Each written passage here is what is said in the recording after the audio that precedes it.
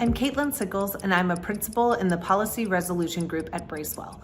And welcome to the latest installment of our 2 Minutes with One Voice video series. I'm recording this in the middle of May, but I want to take you back in time just a bit to the end of April, which held President Biden's first 100 day in office. Now, that's a milestone that's more symbolic than meaningful, but it is still closely tracked by Washington watchers here inside the Beltway and beyond.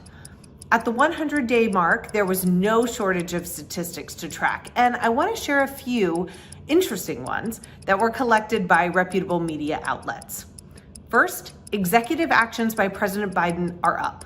While he campaigned on bipartisanship, the new president is showing that he's not afraid to act alone.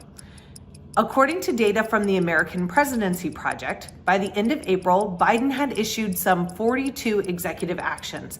That's more than any other president since Truman.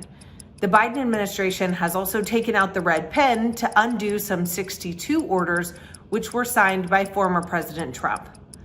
New legislation is down.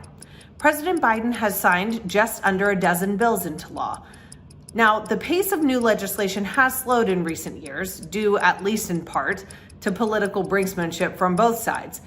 But this number is still lower than any new president in about 80 years.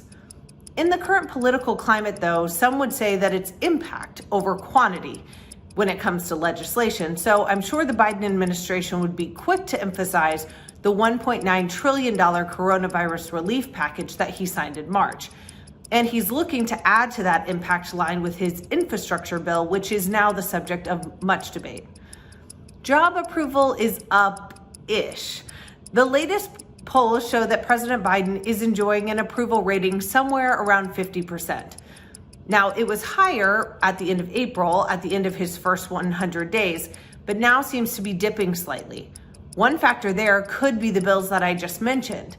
Investing in Americans recovering from the pandemic and in rebuilding our infrastructure are broadly popular, but also high government spending is worrying for some.